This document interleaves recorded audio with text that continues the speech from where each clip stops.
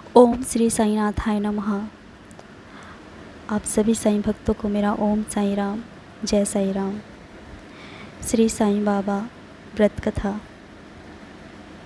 श्री साईं बाबा, शिरडी साईं बाबा बड़े ही दयालु हैं। जो भी भक्त बाबा को सच्चे मन से किसी भी जगह याद करता है, किसी भी क्षण, तो बाबा उसके समक्ष प्रकट हो जाते हैं। ऐसे ही श्री साईं बाबा की अनेकों अनंत लीलाएं हैं अपने भक्तों के साथ। वे हर समय कुछ न कुछ अनुभव देते ही रहते हैं। श्री साईं बाबा के 9 गुरुवार के चमत्कारी व्रत। जो कोई भी साईं भक्त बाबा के ये 9 गुरुवार के चमत्कारी व्रत करता है तो बाबा उसको मनोवांछित फल की प्राप्ति देते हैं और अपना आशीर्वाद प्रदान करते हैं। ऐसी कोई भी इच्छा नहीं है, कुछ भी ऐसा बाबा के लिए असंभव नहीं है जो बाबा नहीं कर सकते।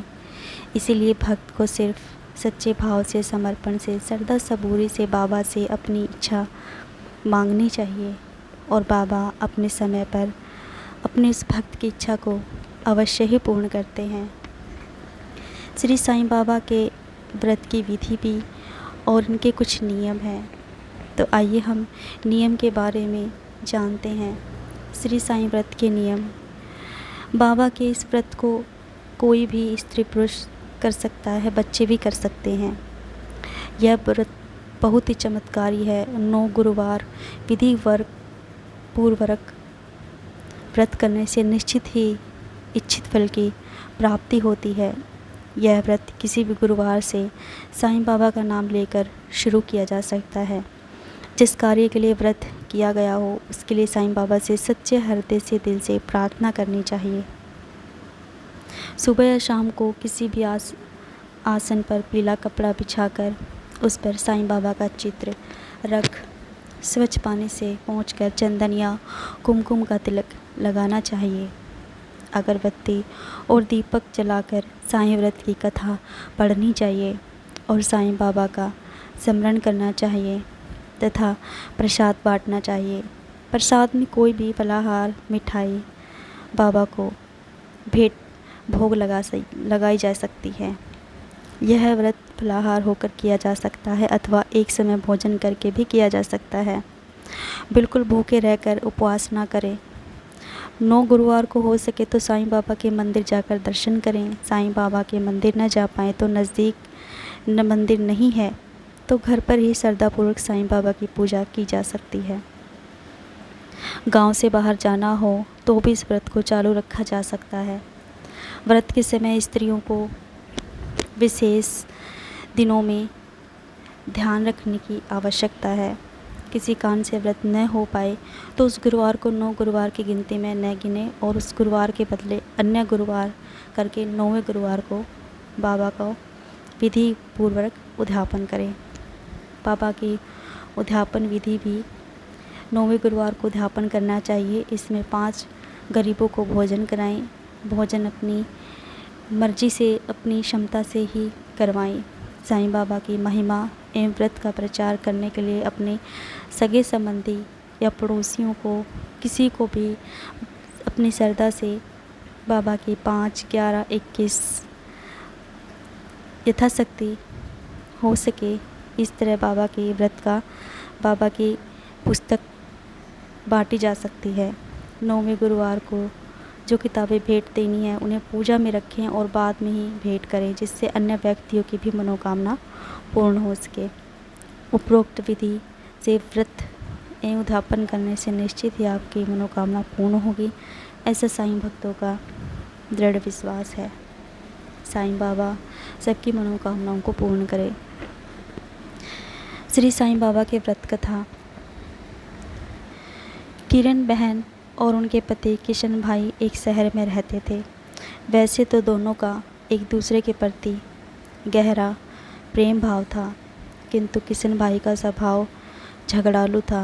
अड़ोसी पड़ोसी भी उसके स्वभाव से परेशान थे। लेकिन किरण बहन धार्मिक स्वभाव की थी। भगवान पर विश्वास रखती और बिना कुछ कहे सब कुछ सह लेती।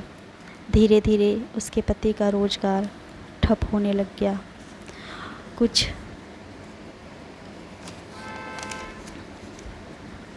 कुछ कमाई न होती थी। अब किशन भाई दिन भर घर पर ही रहते। घर में पड़े पड़े उनका स्वभाव और भी अधिक चिड़चिड़ा हो गया था।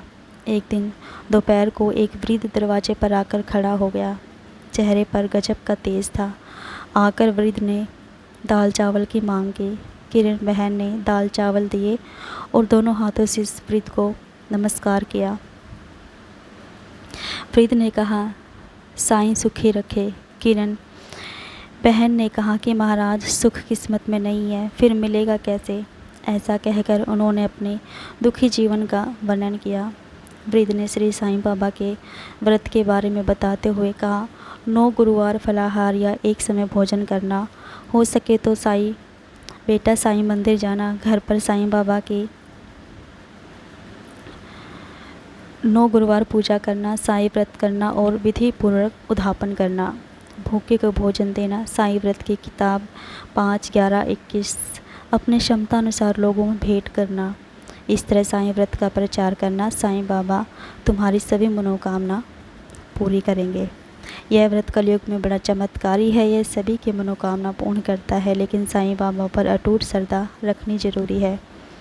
धीरज रखना चाहिए। जो इस विधि से व्रत और उद्यापन करेगा, साईं बाबा उसकी मनोकामना जरूर पूर्ण करेंगे।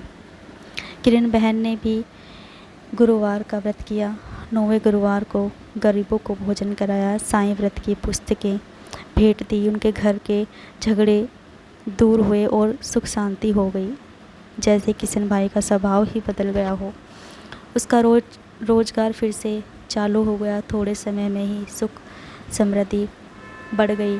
अब दोनों पति पत्नी सुखी जीवन बिताने लगे। एक दिन किरण बहन के जेठ जेठानी आए। बातों ही बातों में उन्होंने बताया कि उनके बच्चे पढ़ाई नहीं करते, परीक्षा में फेल हो गए हैं।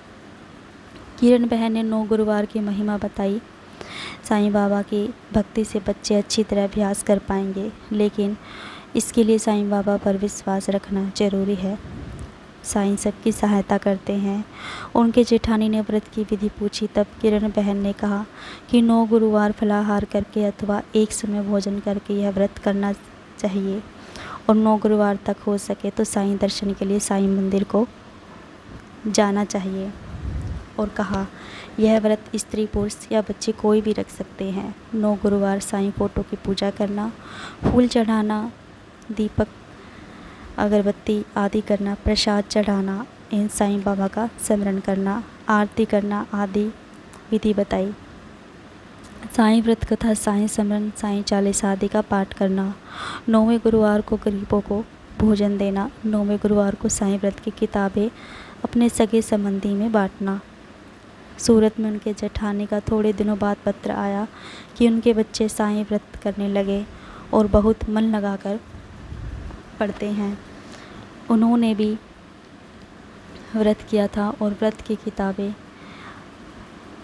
उनके ऑफिस में दे दी। इस बारे में उन्होंने लिखा कि उनकी सहेली कोमल बहन की बेटी की शादी साईं व्रत करने से बहुत ही अच्छी जगह हो गई। उनके पड़ोसी के गहनों का डिब्बा गुम हो गया था। यह साईं व्रत की महिमा के कारण 2 महीने बाद मिल गया। ऐसा अद्भुत चमत्कार हुआ। किरण बहन ने कहा कि साईं बाबा की महिमा महान है, यह जान लिया था। हे साईं बाबा, जैसे आप लोगों पर प्रसन्न होते हैं वैसे हम पर भी होना। तो ये बाबा की अद्भुत साईं व्रत कथा। जो कोई भी साईं भक्त बाबा से अपनी किसी मनोवांछित फल की प्राप्ति के लिए बाबा के 9 गुरुवार के व्रत करता है और पूरी विधि विधान से बाबा की व्रत का पालन करता है, तो बाबा उसकी समस्त मनोकामनाओं को पूर्ण करते हैं। बोलो सच्चिदानंद सद्गुरु साईनाथ महाराज की जय। ओम श्री साईनाथाय नमः। ओम साईं राम। जय साईं राम।